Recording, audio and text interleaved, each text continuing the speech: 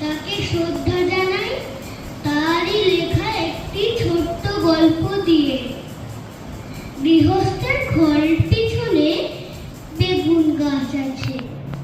সেই বেগুন গাছের পাতা থোড় দিয়ে সেলাই করে টুনটুনি পাখিটি তার বাসা বেঁধেছে।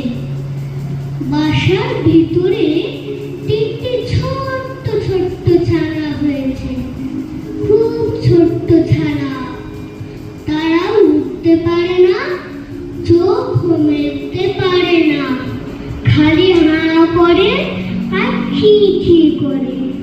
গৃহস্থের বেড়ালটা ভারী দুষ্টু, সে খালি ভাবে একদিন সে বেগুন গাছের তলায় এসে বলল, কি করছিস না টুনটুনি?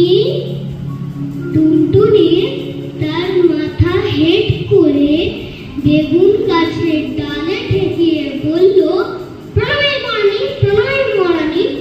তাতে বেড়ালটি ভারী খুশি হয়ে চলে গেল। এমনি সে রোজ আসে, রোজ টুনটুনি তাকে প্রণাম করে আর মহারানী বলে, আর সে খুশি হয়ে চলে যায়।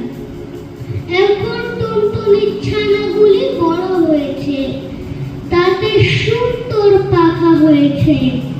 তারা আর চোখ বুজে থাকে না। তা দেখে টুনটুনি তাদের বলল, বাছা তো করবি, বাছা তো করবি। ছানারা বলল, হ্যাঁ মা পারবো, হ্যাঁ মা পারবো। টুনটুনি বলল, তবে দেখ তো দেখি ওই তাল গাছটার ডালে গিয়ে বসতে পারিস কিনা। ছানারা তক্ষণে উড়ে গিয়ে তাল গাছের ডালে গিয়ে বসলো।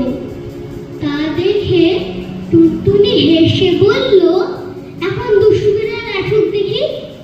খানিক বাদে বেড়াল এসে বলল, কি করছিস না টুনটুনি? টুনটুনি পা উঠিয়ে তাকে লাঠি দেখিয়ে বলল, দূর লক্ষ্মীছাড়া বিড়ালি। বলেই সে ফুরুক করে উড়ে পালালো। দুষ্টু বেড়াল দাঁত খিচিয়ে লাফিয়ে গাছে উঠে টুনটুনিকেও ধরতে পারল না, ছানাও খেতে পেল না, খালি বেগুন কাটা খোঁচা খেয়ে নাকাল হয়ে ঘরে ফিরল। নমস্কার।